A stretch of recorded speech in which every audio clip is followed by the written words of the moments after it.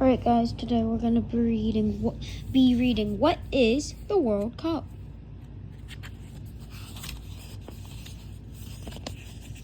What is the World Cup?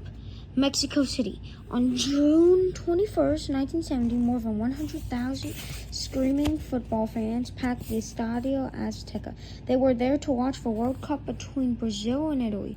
For the first time, two-time World Cup winners, Brazil in 1958 and 1962, and Italy in 1934 and 1938, would face off. This was also the first time that a World Cup game was televised in color, not in black and white. The Brazilian players wore canary yellow shirts and light blue shorts, and the Italians in blue and white raced up and down the vivid green turf. 20 minutes into the game, Brazilian star Pelé headed the ball past the Italian goalkeeper.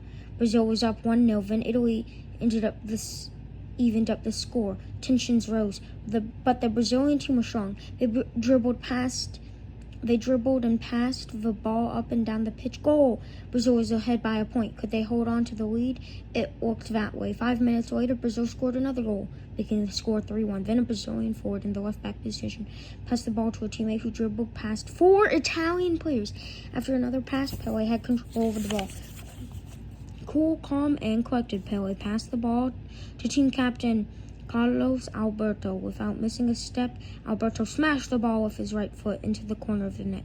Brazilian fans went wild. Not only had Brazil secured a victory, but the world had just witnessed one of the most beautiful and memorable goals in World Cup history.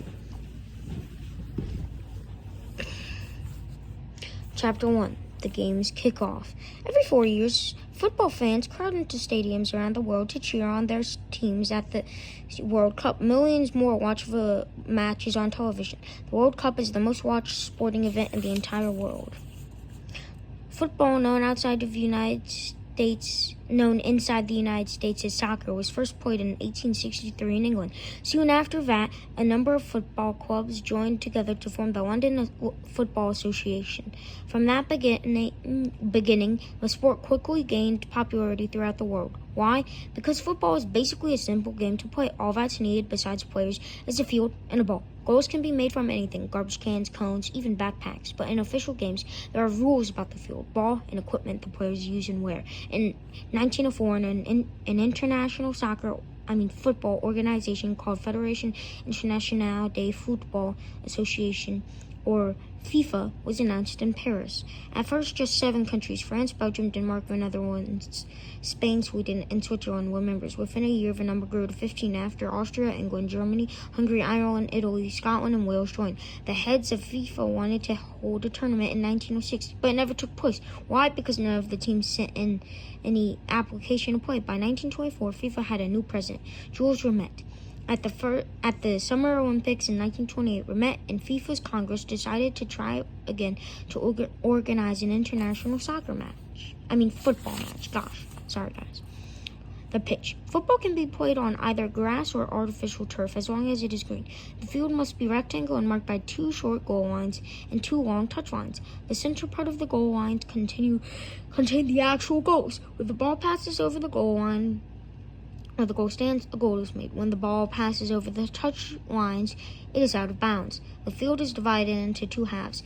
In the middle of the pitch is a lined center circle. Opposing players can't enter it during the other team's kickoff.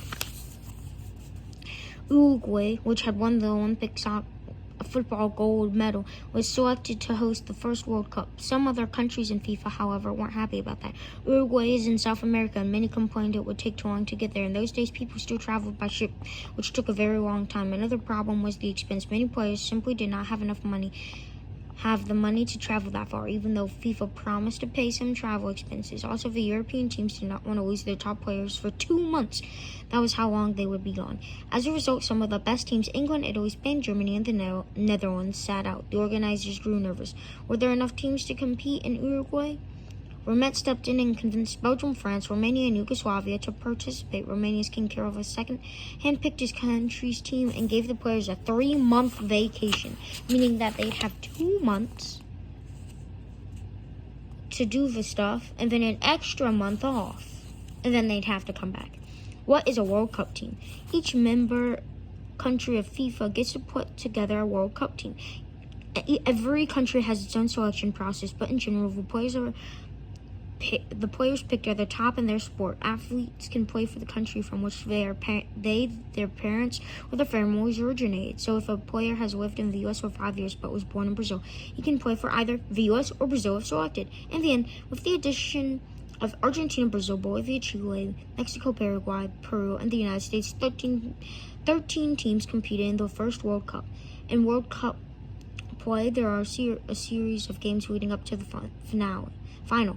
On July 15, 1930, Argentina and France played in the second game of the World Cup. It was a tight match, with both sides controlling the ball well and defending their nets. By the time 80 minutes had passed, the game was scoreless. Then at the 81st minute, Argentina's Luisito Monti scored. France was down by 1 and played even harder. Suddenly, the ref blew his whistle. The game was over. Argentina won, but not so fast. The ref had made a mistake. There were actually 6 minutes left in the game. The players were called back on the field. Some had to rush out of showers in the locker rooms. But in the end, even with the additional time, France lost the match. The final match was between two South American countries, Uruguay and Argentina. One of Argentina's star players was 21-year-old Francisco Pancho Varela, whatever. He had missed the semifinal game due to a knee injury. How long is a game? A football match is divided up into two 45-minute halves. The referee can add extra time for things like stopping play for injuries, but the clock does not stop as often as it does in American football. Halftime is no more than 15 minutes. If the game is scoreless at the end of 90 minutes, then two 15-minute overtime periods are added. Before the final, Varela was examined by a doctor who said his knee was too swollen to play, but the doctor was the son of Uruguay's president, and Varela thought he was given a false diagnosis just so he wouldn't play. Varela tested out his knee, which felt fine, and decided to play. In the locker room before the game, Varela read some telegrams sent by fans, bursting into tears at the words of support. Almost 70,000 fans packed into the Estadio Centenario in Montevideo. Emotions were high. Police were called in to search spectators for weapons. They wanted everyone to be safe. As Varela shook hands with his opponents at the start of the game, he was told that his knee would be attacked on the field, and it was. By halftime, he could hardly run, but he continued to play. Many of the Argentinian players were scared when they took the field in the second half. The Uruguayan crowd was growing unruly, and although the Argentina squad fought hard, they fell to Uruguay by a score of 4-2. Varela later said, "From the best to the worst, everything happened that day." The first World Cup was over, and it was a huge success. Now FIFA had 4 years to plan an even bigger and better tournament. Chapter 2, Italian winning streak, 1934 and 1938. 32 countries applied for the next World Cup, and 16 got in. Italy was picked to host, but then Uruguay refused to participate. The country was still upset that Italy hadn't put in their World Cup, so for a spite, they withdrew. Uruguay wasn't the only country unhappy about the choice of Italy. At that time, the country was ruled by a terrible dictator, Benito Mussolini. Many feared that Mussolini would use the World Cup to promote himself as leader of Italy. Sweden made a bid to host the tournament, but in the end it appeared that Italy was best equipped to play host to the tournament. The first matches began on May 27th in 8 cities in Italy, with the final held on June 10th. In Rome, between Czechoslovakia and Italy, Mussolini was there. Czechoslovakia scored the first goal, and the Italian fans grew nervous and angry. Mussolini just sat in the stands in silence, staring at the players on the pitch. Some say Mussolini had told the Italian coach that he would not stand for a loss. In the 81st minute goal, Raimondo Orsi took a shot and goal. In the first 5 minutes of overtime play, Italy's Angelo Schiavio shot the winning goal. Once again, the host team had won the World Cup. 4 years later, the World Cup was held in France. Once the participating nations were decided, teams competed for one of the 16 final slots. Australia was among them. The only problem was that by June 1938, Austria no longer existed as a country. It had been invaded and unified with Germany. As a result of this, Austria's best football players were supposed to play for Germany, but one of the top Austrian players, Matthias Sindelar, refused. Again, it was a question of politics. Sindelar did not support Germany's awful leader, Adolf Hitler. Adolf Hitler, 1889 to 1940. Oh, shoot. I probably wasn't supposed to say that. YouTube, don't demonetize me. It's literally a book. 1889 and 1945. In 1933, Schmittler was appointed Chancellor of Germany. One of Schmittler's idols was Benito Mussolini, and like him, Schmittler made a successful grab for power, becoming Führer, which is leader in German. Schmittler's dream was to rule all of Europe. In 1939, World War II began after he invaded Poland. Schmittler also hated the Jewish people so much that he wanted to have them all killed. He forced the Jews into concentration camps where 6 million were exterminated along with 6 million other people who were Schmittler's enemies. On April 30th, 1945, just as Germany's defeat was certain, Adolf Schmittler committed suicide. Alright, now I can talk and not be censored. The German team went without Schindler. Less than a year later, he was found at something. He was killed for his political beliefs. Germany still had a strong team, even without Schindler, and this pleased Schmittler, but Mussolini was not about to let Schmittler's team win the World Cup. According to legend, Mussolini sent the Italian team a very short but clear message: win or die. Some thought this message simply meant for the team to do their best, but others thought Mussolini wasn't kidding. If the team lost, they'd be killed. In any case, Germany was out of the tournament early, losing to Switzerland 4-2. Even though a Swiss player accidentally scored a goal for the Germans, the Swiss scored 4 for themselves to put the German team away. Italy barreled through the competition, but not without some unusual moments. In the semifinal match against Brazil, Italy's forward Giuseppe Meazza was setting up to take a penalty shot when his shorts fell down. Keeping his cool, Meazza hiked up his shorts and knocked the ball onto the net. I'm pretty sure the goalkeeper was just flustered because of that, so the goalkeeper wasn't paying attention. In a final match against Hungary, Italy won 4-2 after the game. The Hungarian goalkeeper, who had apparently heard the story of Mussolini's threat to the Italian team, reportedly said, "We may have lost the match, but we saved 11 lives." Little did he know that starting in a year, many more lives would be lost in World War II. Lives of fans and players, and no one knew that the World Cup would have to wait 12 years for another World Cup match. World would have to wait 12 years for another World Cup match. Isn't that crazy? They delayed it for 12 years when World War II only lasted 6. So in reality, instead of 1950, they could have easily done it. Oh wait, sorry guys, no, I was thinking wrong. Sorry. Okay, yeah, 12 years because World War II is still happening. Chapter 3. The World Cup returns. World War II finally ended on September 2nd, 1945. The very next year, FIFA started making plans for the 1950 World Cup. Brazil was going to host, which meant they had to build a new stadium in just 22 months. This stadium, the largest in the world, would have seats for 220,000 spectators. 34 teams put in applications and 14 qualified for slots. The other 2 went to Brazil and the host in Italy, the previous champs. When 3 countries withdrew, the competition was down to 13 teams. In the qualifying rounds, the United States was in a group with England, Chile, and Spain. After losing its first match to Spain 3-1, the U.S. next faced off against England. Predictions were for a British blowout. In the United States at that time, football was not a popular sport. Unlike England, the U.S. did not have a professional team. Team USA was made up of part-time players, but the United States players had hurt. They took the field determined to play their best. England fired shot after shot, but the U.S. goalie Frank Borghi fought them off. Then at the 37th minute, U.S. midfielder Walter Bauer kicked a ball from 25 yards away. The English goalkeeper saw the ball and got into position to make the save. At the same time, Bahar's teammate Joseph Gaines flew at the ball and headed it. The ball changed its path and flew into the net. The English players were stunned. So were the fans, and that wasn't all. When the English couldn't answer the goal, they lost the game 1-0.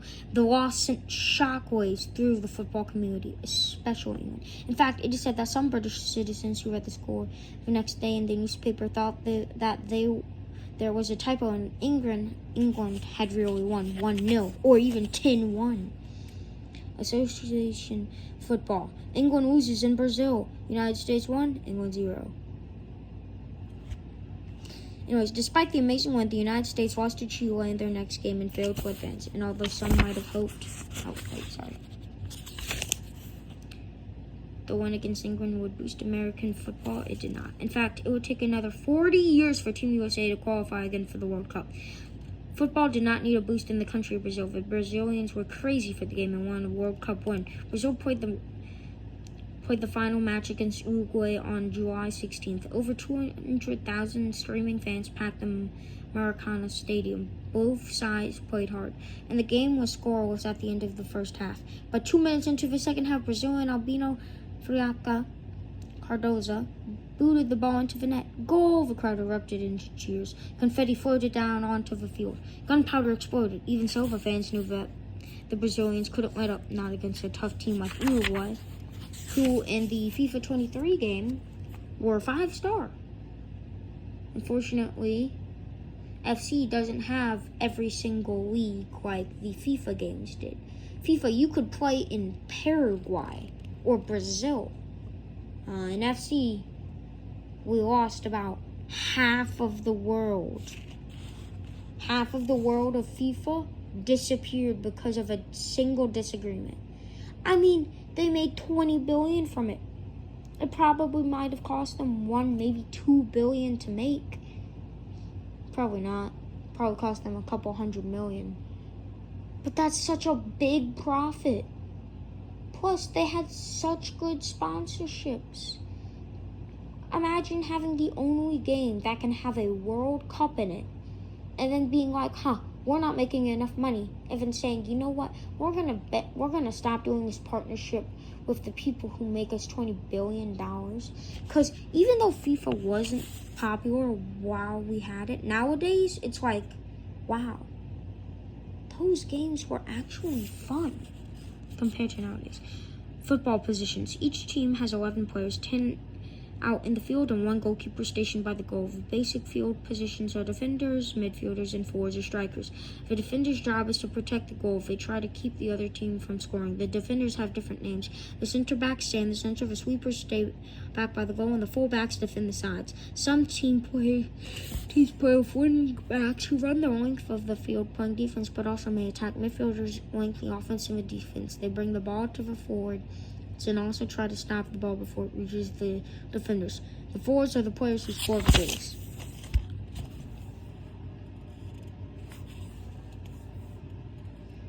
At the 66th minute, Uruguay's right winger, outside Gigia, dribbled the ball past the defender and passed it to his teammate Juan Schiaffino. Then goal. The score was tied. Now with 11 minutes left in the game, Gigia had position on the right wing. Seeing the defense out of position, Gigia kicked and scored. The stadium grew quiet. Everyone was shocked, and the silence remained until the last whistle blew. Uruguay won its second World Cup, leaving Brazil and its fans stunned. Chapters 4. Pele.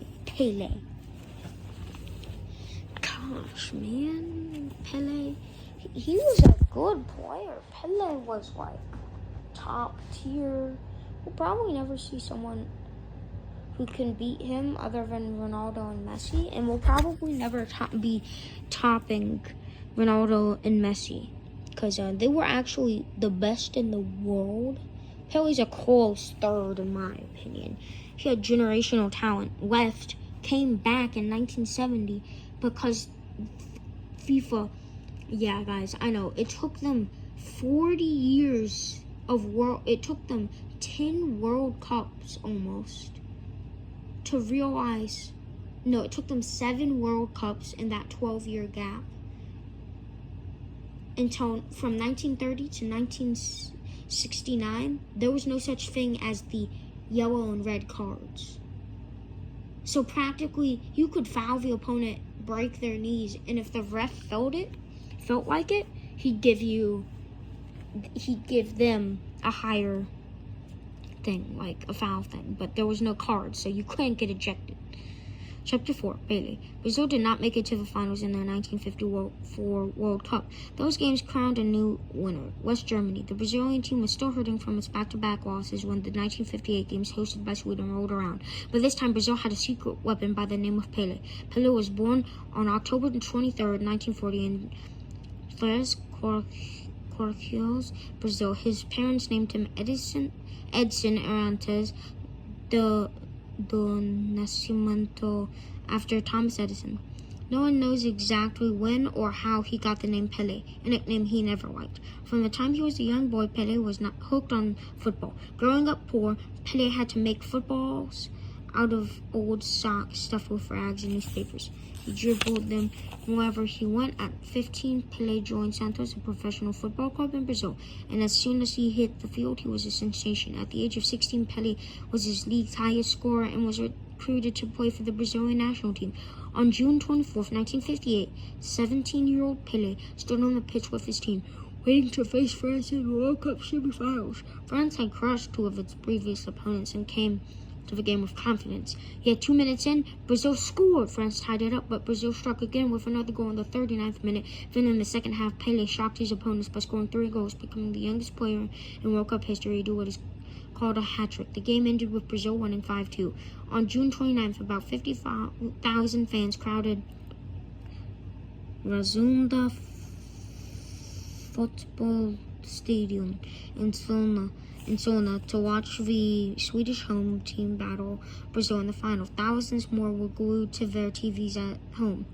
At the end of the first half, Brazil was up by a goal. Then at the 55th minute mark, Pelé got the ball right in front of the goal as Sweden's defense rushed it, and Pelé bounced the ball on his foot and sent it high in the air. In a flash, Pelé ran around the defenders, got the ball, and slammed it into the net. Goal. Brazil increased its lead 3-1, and then 13 minutes later, made it 4-1.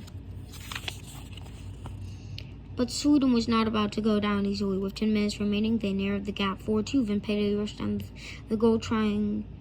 toward the goal, trying to meet a pass. He jumped into the air at the same time as the Swedish goalkeeper, who would get the ball first. Pelé headed the ball over the goalkeeper's outstretched arms, and goal! Pelé collapsed to the ground, his eyes filled with tears of joy. Brazil won. Pelé's teammates lifted him up on their shoulders, and although the Swedes had lost, they couldn't help but admire football's newest superstar. After the World Cup, Pelé received offers to play for some European football clubs, but the president of Brazil had Pelé declared a national treasure that made it legally hard for him to play for another country. Pelé was again in the national spotlight for the 1962 World Cup in Chile. Even though he suffered an injury early in the tournament, Brazil went on to win its second World Cup. The 1966 World Cup was hosted by England, and Brazil was hoping for a third win, but the opposing team played Pelé hard, bumping, tackling, and tripping him any chance they got. He was bruised so badly that he couldn't play in Brazil's match against Hungary in the second round. Brazil lost 3-1 and later was knocked out of the competition. As for Pelé, he said he would never play in another World Cup game. He told a reporter, "Football has been distorted by violence and destructive tactics. I don't want to finish my life as an invalid." Do y'all want to see the pictures? I'll show you. The president of FIFA presents the first World Cup trophy to the president of the Uruguayan Football Association, 1930. Uruguayan teams and fans celebrate after FIFA World Cup win 1930. Maracana Stadium in Brazil, 1950.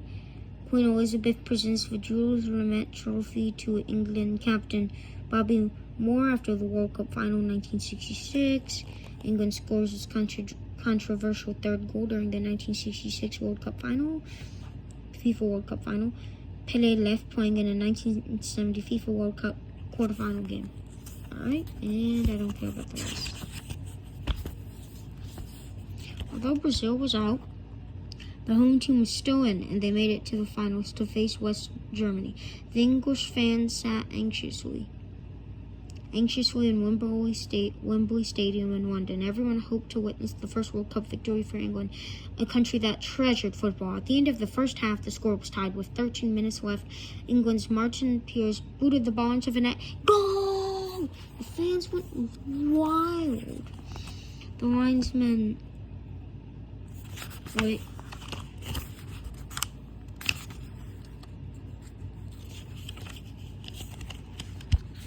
I skipped 2 pages. But then Germany's Wolfgang Weber took control of a loose ball and smashed it into the net. The game was tied and forced into extra play / extra time. The teams fought hard. England's Geoff Hurst got a cross from his teammate Alan Ball right in front of the German goal. Hurst sent the ball flying through the air, struck the goal post, and fell just behind the goal line. Goal! The crowd went wild, but was silenced a moment later when a linesman blew his whistle. The official said the ball had fallen in front of the goal line. Disqualifying the goal? I don't know. The linesman and the referee conferred on the field. The fans waited nervously in the stands. At last, a decision was made. The goal was good, but there was still time left. Could Germany come back? No. England scored another goal, and the final score was 4-2. All of England celebrated this first World Cup victory. Little did they know that this would be their last so far. World Cup won. Their last. So far, World Cup won. By the time Mexico hosted the 1970 World Cup, Brazil had one of the strongest teams on the field, headlined by Pelé. Referees. On the field, the referee's word is law. If his decision is questioned, a player can face a penalty. Besides knowing all the rules, a ref must be good at dealing with people and be able to speak English and one other language. The ref must also be in top shape. A ref can run an average of 12 miles per game. Yeah, I can't do that. Yes, Pelé was back. Although he'd promised never to play another World Cup,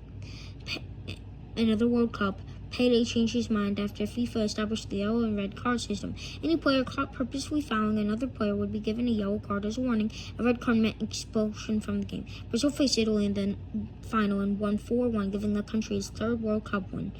Pelé announced his retirement from football in 1974, but once again was pulled back into the game to play for the New York Cosmos in the North American Soccer League.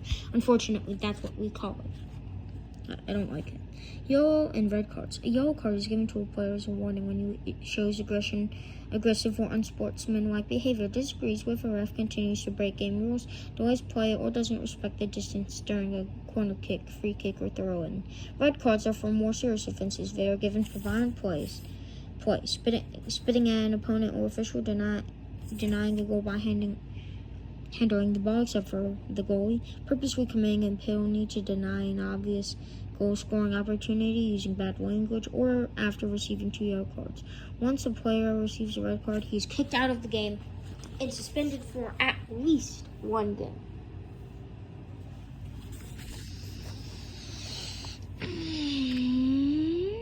Pelé played his final game in an exhibition in October 1977 between the Cosmos and Santos. During the game, he played for both sides.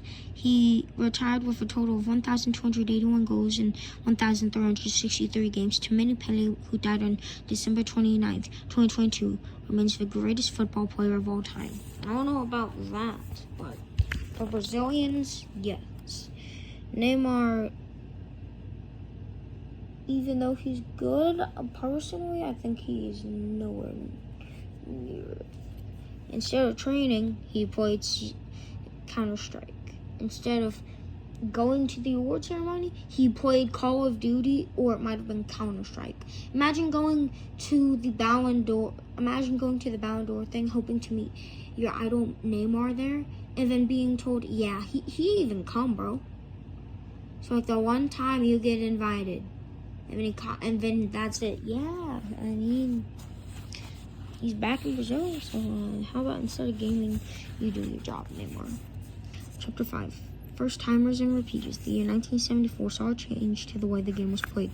Up until then, players had defenders stay near their net, the forwards were up towards the opponent's net, and so on. Now, players could move anywhere on the field. If a defender wasn't near the opponent's goal, then a midfielder can run back to take his place. This style of play, known as total football, required players to know all the positions and be ready to move at any point during the game. The 1974 World Cup went to West Germany, giving the country its second win. And in 1978, Argentina, the World Cup host, was crowned champion for the first time. In 1982, newcomer Algeria joined the World Cup and upset West Germany with a 2-1 win in the first round. Going into the final game of their group play, West Germany had to beat Austria in order to advance to the next round. If not, the Germans would be out and Algeria would advance. The Austrians wanted West Germany, not Algeria, to advance. The way the standings work, Austria could not advance unless West Germany won.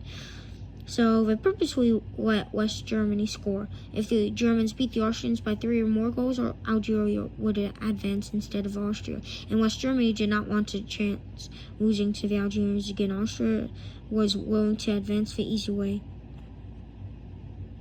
and not have to face Algeria, whom they saw as a threat. Oh my gosh. Corruption. So the Austrians allowed West Germany to win the game 1-0. The Algerians were furious and protested, but it didn't matter. Algeria was out. West Germany advanced to the finals and faced Italy when the German team took the field on July 11th in Madrid, Spain. The fans booed. They were still angry over West Germany's unfair advance at the expense of Algeria. Italy was the clear favorite on the pitch that day. The first half of the game was scoreless. Then Italy attacked first. Paolo Verratti scored, and 6 minutes later, teammate Marco Tardelli smashed one into the net. Alessandro Altobelli topped it off with another goal. At the end of the game, the crowd was rewarded by witnessing Italy win its 3rd World Cup. It's crazy. Alright, let's change angles again. We're halfway.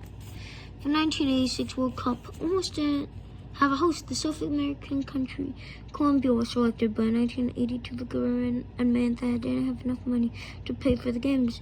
It cost a lot of money to build stadiums, so Mexico stepped in. Then on September 19th, 1985, Mexico City was hit by a huge earthquake.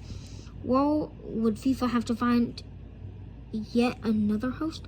No, amazingly, although this tragedy killed and injured thousands, the football stadiums were untouched. The Mexican government very much wanted to host the World Cup to keep up the spirits of its citizens. The World Cup welcomed 3 new teams: Canada, Iraq, and Denmark. But Argentina, with its hot-headed star Diego Maradona, was the team to watch. His temper got him ejected from the 1982 World Cup.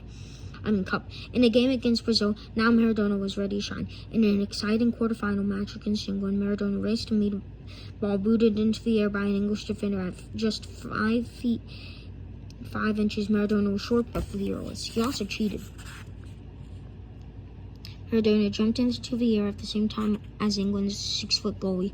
Both men fell to the ground and the ball slammed into the net. A goal for Argentina.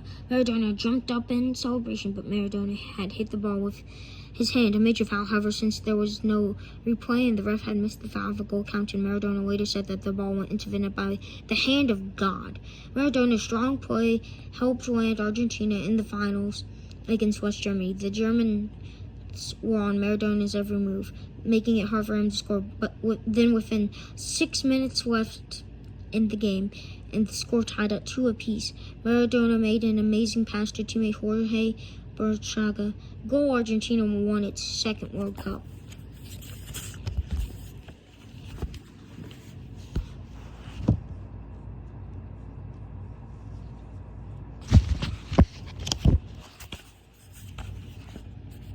Chapter 6. Red Card Mania. Although the red card rule started in 1970, no red cards were given out that year. In fact, throughout the 1970s and 1980s, no more than 8 red cards were given during each World Cup. It was a different story in 1990. The 1990 World Cup played in Italy racked up 16 red cards. Why? During this World Cup, the officials rarely buckled down on bad tackling and flagrant fouls, but that didn't stop the rough play. Argentina powered its way through the tournament, shocking Brazil along the way. In the game against the host country, Italy, Argentinian Riccardo Giusti was slapped with a red card. The Italian fans were so upset that with the rough play that they booed and jeered at the Argentines as they took the pitch for their first game against West Germany. The rough play continued in the first match. Argentinian Pedro Monzo was the first player to be kicked out of a World Cup final. Later, teammate Gustavo Dezelti joined him in this dubious honor after tackling a West German player to the ground. And then Argentina's rough play turned against them when West Germany was awarded a penalty kick and won 1-0. West Germany now joined the ranks of Italy and Brazil with 3 World Cups. They have 4 after reuniting with East Germany.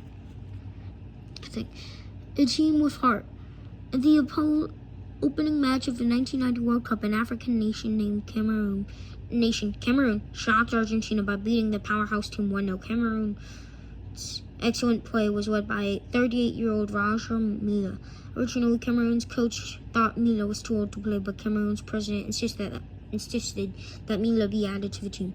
Although Milla wasn't a starter, he scored 2 goals in a win over Romania that helped advance Cameroon to the quarterfinals. It was the first time an African nation had advanced this far. Although Cameroon got no further, they made it into the hearts of football fans around the world. Chapter 7. The World Cup comes to the United States. The United States very much wanted to host the 1994 World Cup. However, FIFA said the U.S. first had to develop a professional football league. Doing that would prove the country's commitment to the sport. The U.S. agreed, and in 1996, Major League Soccer was launched. The MLS, as it's known. The World Cup was played from June 17th to July 17th in 9 places across the United States. Palo Alto and Pasadena in California, Dallas, Texas, Orlando, Florida, Pontiac, Michigan, Chicago, Illinois, East Rutherford, New Jersey, and Foxborough, Massachusetts, and Washington, D.C. The different venues meant playing in very different climates, from dry heat in Palo Alto to humidity in Washington and East Rutherford, to extreme heat and humidity in Dallas and Orlando. Nevertheless, the matches drew huge crowds, an average of almost 70,000 per game, which was amazing in a country where football wasn't yet that popular. On July 17th, Brazil and Italy faced off in the final match at the Rose Bowl in Pasadena. Each country had already won 3 World Cups. Crazy. I know, guys. Major League Soccer. Starting a Major League Football organization in the United States was a major undertaking. Stadiums had to be built or reserved. Teams had to be formed. All this required a lot of money. In 1996, there were 10 football clubs: the Colorado Rapids, the Columbia Crew, the Dallas Burn, DC United, the Kansas City Wiz, the Los Angeles Galaxy, the New England Revolution, New York/New Jersey Metro Stars, the San Jose Clash, and the Tampa Bay Mutiny. As of 2023, only 5 of the original teams remained. But the league now has 29 teams, 3 in Canada, with plans to expand. Major League Soccer not only helped bring more attention to the sport in the U.S., but helped in the growth of youth teams. Today, kids all over the United States play on football teams. Isn't that good? Yeah. Oh, also, no one can deny David Beckham did help grow. I mean, without a guy who played in Europe for 90% of his career, coming to the U.S. for no reason other than, I want to make this country's sport of football more popular. Before he joined, there were like a couple 100,000, maybe 1 million people who knew about the sport and cared about it. I mean, 1 million people cared about it, but probably 10 million knew about it, but just didn't care.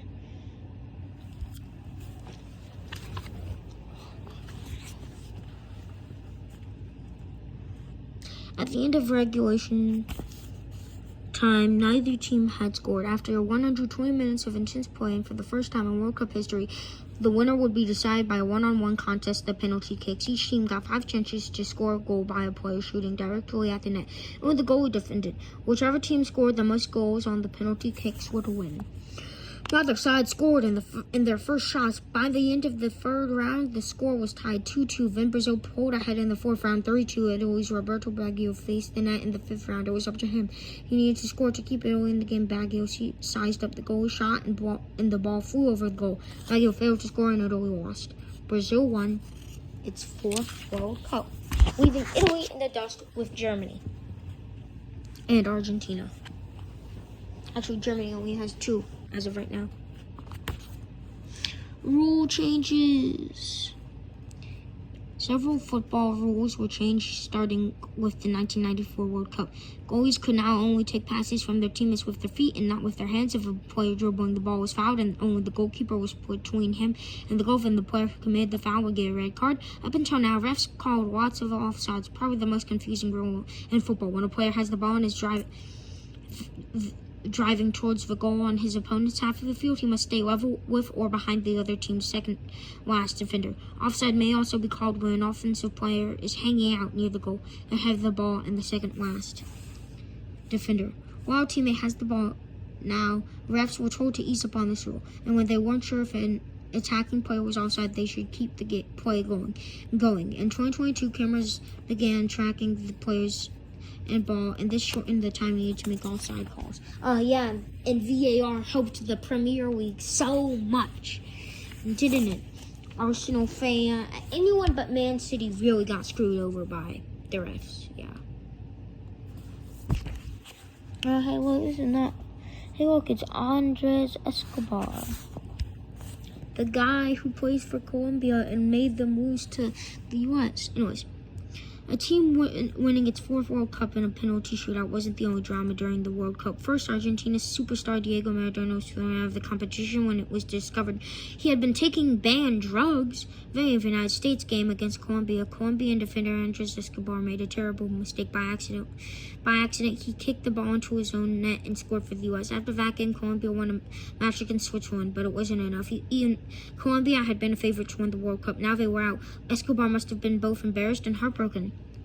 10 days later, after this mistake, Escobar was back home in Medellin, Colombia. He decided to go out with some friends, but wherever he went, people made fun of him. Mean-spirited fans wouldn't let Escobar forget. Later that night, while Escobar walked through a parking lot, a man got out of his car. One witness claimed the man said, "Thanks for the goal." And then shots rang out. Escobar, the 27-year-old football star, lay on the ground, dead. What a senseless crime. What a senseless crime. Sorry, I'm not used to talking out loud this long. Medellin and the rest of the world mourned on the day of Escobar's funeral. More than 100,000 Colombians waited patiently to pay their last respects. Escobar had regretted his mistake, but he didn't wallow in self-pity. In fact, he had even written an article in a Colombian newspaper saying, "See you soon, because life doesn't end here." Sadly, Escobar was wrong. So, football fans are very devoted to their sport, but everyone has to be able to tolerate defeat. That's part of playing any sport, not just football. Chapter 8, 2 hosts and a headbutt. Although the United States was riding high from hosting the 1994 World Cup, it did not advance past the first round of the 1998 games. France, which hosted the World Cup for the second time, won the cup that year. In 2002, the World Cup came to Asia for the first time, with 2 hosts, South Korea and Japan. They both spent tens of millions of dollars bidding to host, and FIFA suggested that the countries share the honor. At first, Japan refused, but then in time agreed. The host and the defending champion. Oh my gosh, I can't. France filled 3 slots, so 29 spots were up for grabs. 198 teams competed in the qualifying rounds. Okay. Anyways, old foes. From 1910 to 1945, Japan ruled Korea. While the Japanese built new schools, roads, and railroads, the Koreans were stripped of their identity. In the 1930s, the Japanese even banned the use of the Korean language in schools and forced Koreans to adopt Japanese names. Japan occupied Korea until the end of World War II. Korea is now divided into 2 countries, North Korea and South Korea. Even though the Japanese were long gone by 2002, many people in South Korea still had not forgiven them. Okay, the final match was played on June 30th at Yokohama, Japan, and pitted Germany against the 4-time champs, Brazil. Brazil made it to the finals thanks to a goal by superstar Ronaldo, Luiz Nazario de Lima, who was simply known as Ronaldo. Ronaldo was born on September 18, 1976 in Itagüí. Brazil. At 12, he joined an indoor football team and was later signed by a professional club. 17-year-old Ronaldo was named to the Brazilian national team. Brazilian national team for the 1994 World Cup, but all he did was keep the bench warm. In the 1998 World Cup, however, Ronaldo showed some of his amazing talent by hitting 4 goals and 1 penalty shot. Even though he won the 1998 Golden Ball as the tournament's best player, Ronaldo was not in the starting lineup in the final match against France. Why? According to a report, Ronaldo had a seizure the night before. After undergoing tests, Ronaldo insisted he felt fine. He was eventually put in the game but did not play well. Now it was 2002 and Ronaldo was ready to play, and play he did, netting 8 goals and winning the Golden Shoe Award as the Cup's highest scorer. Moreover, Ronaldo helped lead Brazil to its 5th World Cup. Yeah. Ronaldo returned to the 2006 World Cup hosted by Germany, but he could not help advance Brazil to the finals. The final match that year saw two powerhouses, France and Italy, face off on the pitch. Italy had all the ingredients to win: a strong defense, midfield, and strikers. France had Zinedine Zidane. Zinedine was born on June 23, 1972 in Marseille, France. The son of Algerian immigrants, Zinedine grew up playing football on the city streets. At 17, he made his first professional appearance for France, and in 1998, he scored 2 goals in France's 3-0 shutout over Brazil in the World Cup final. In 2004, Zinedine was named Best European Football Player of the past 50 years. In 2006, Zidane was 33 years old and was ready to help bring the cup back to France for the second time. On July 9th in Berlin, France took the field against Italy at the Olympia Stadium. In the 7th minute, Zinedine scored on a penalty kick. Oh yeah, this happens. And then Italy's Marco Materazzi booted a corner kick into the net. At the end of regulation time, the score was still tied at 1 apiece. 20 minutes into extra time, Zinedine sprang into action, but he didn't go after the ball. He went after Materazzi and headbutted him in the chest. The ref blew the whistle and slapped Zinedine with a red card. Zinedine was out. Zinedine said he was edged on by Materazzi's insults, but the foul stood. France had to play without their star. The game ended with Italy winning in a penalty shootout and bringing home the 4th World Cup. France was probably hurting from this loss, especially since it had to go into the shootout without its star. But rules are rules, and they only won fair and square. Sportsmanship, playing fairly and with respect, is a necessary skill to have, which apparently Materazzi did not have, which made this guy, Zinedine Zidane, also not have it.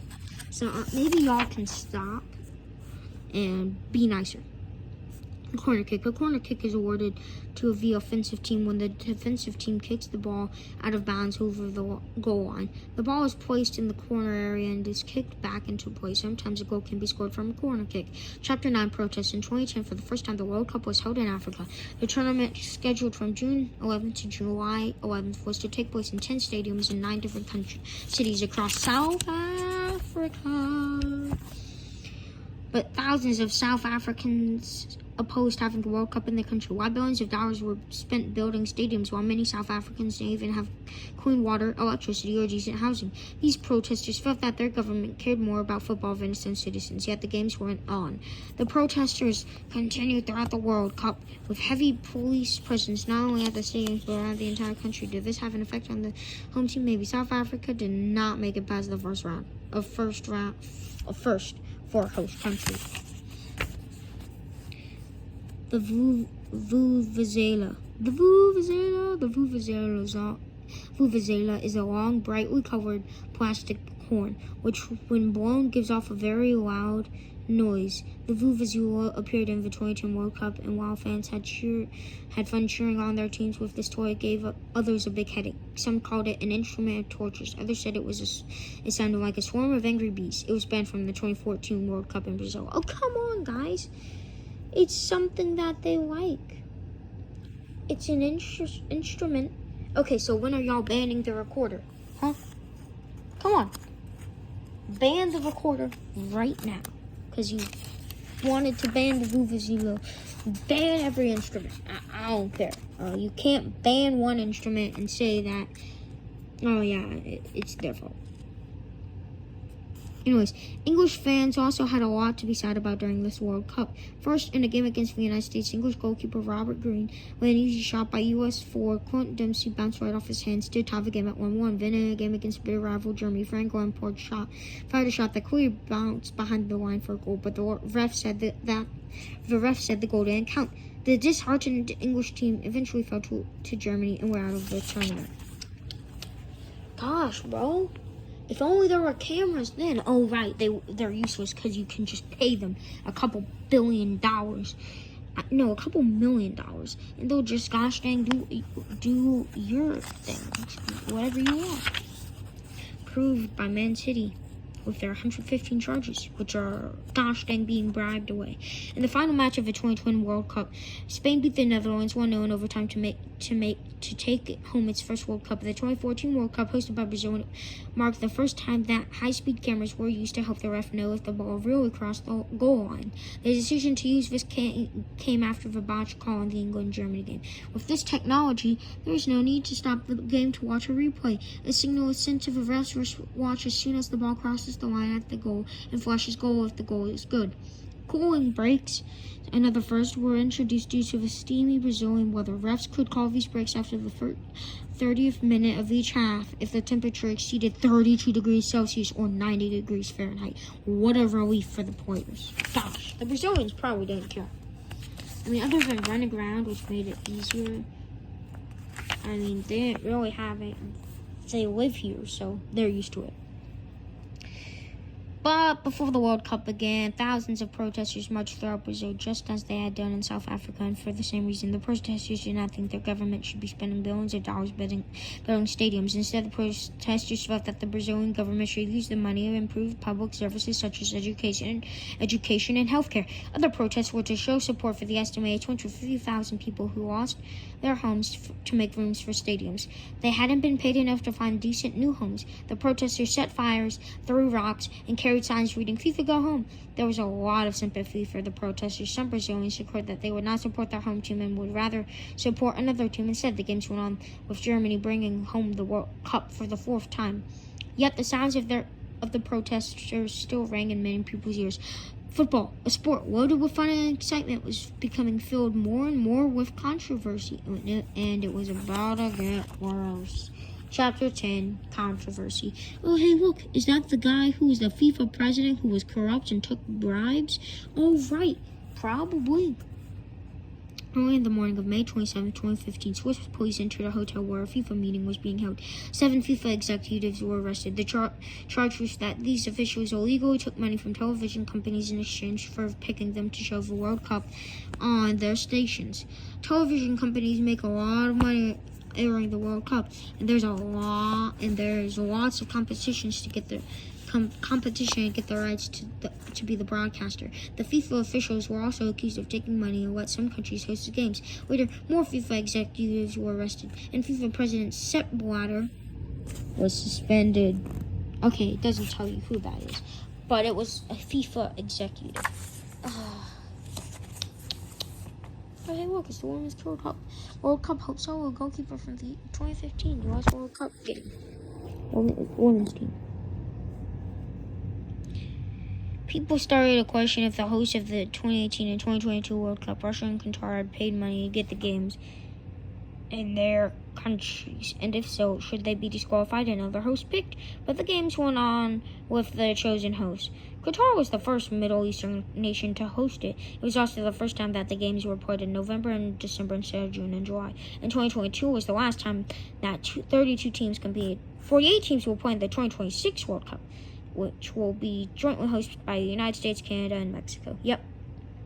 Women's World Cup. In England, women have been playing football since the 1890s, but beginning in 1921, the English Football Association banned women from playing on the same fields as men. But teams, the sport, they said, was unsuitable for females and ought not to be encouraged.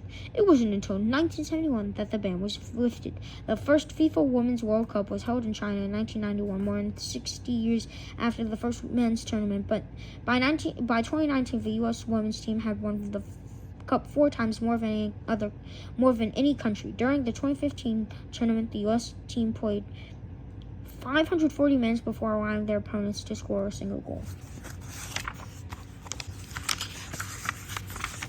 Right. So swap hands again. The choice of Qatar as the host for the 2022 World Cup proved problematic. Once again, the chosen location was met with criticism. Human rights groups were angered over Qatar's treatment of migrant workers coming from other countries, as well as the fact that homosexuality is legal in Qatar, which is an Islamic country. Thus, there was concern about the safety of LGBTQ plus fans coming for the tournament. The captains of many teams wanted to wear armbands proclaiming One Love, a statement in support of the LGBTQ plus community. But would FIFA permit this? No. Despite the problems off the pitch, the 2022 World Cup matches delivered plenty of thrilling moments, all leading up to a heart-stopping final between Argentina and France. Argentina's legendary forward Lionel Messi was playing in his 5th World Cup at 35. This was likely to be his last, and despite winning countless championships and awards, Messi had yet to lead a winning World Cup team. The French team had many young superstars in the making, chief among them Kylian Mbappe, although he got off to a shaky start in the final. By the end of the game, he had scored 3 goals. He was only the second player after English player Gerald Hurst to score a hat-trick in a World Cup final. The score was 3-3 at the end of 4 quarters, so the match winner would be decided by penalty shots.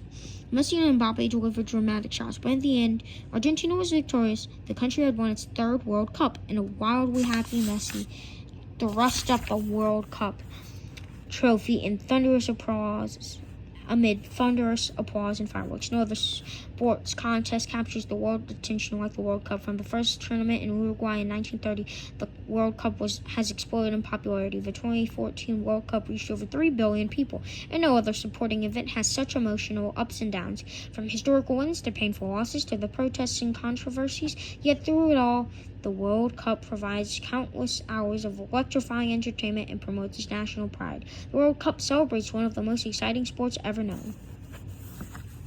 Here's a list. Take a picture or pause the video if you want to read it. The end. Alright, guys. Bye. Love y'all. I'll be reading soon, probably either tomorrow or Saturday or maybe Sunday. I don't know. I'll probably post one of those days because I got 3 other books. Yeah, 3 other books I want to read for y'all before I end up taking another break. But like, subscribe. Have a great week. Have a great summer. Bye.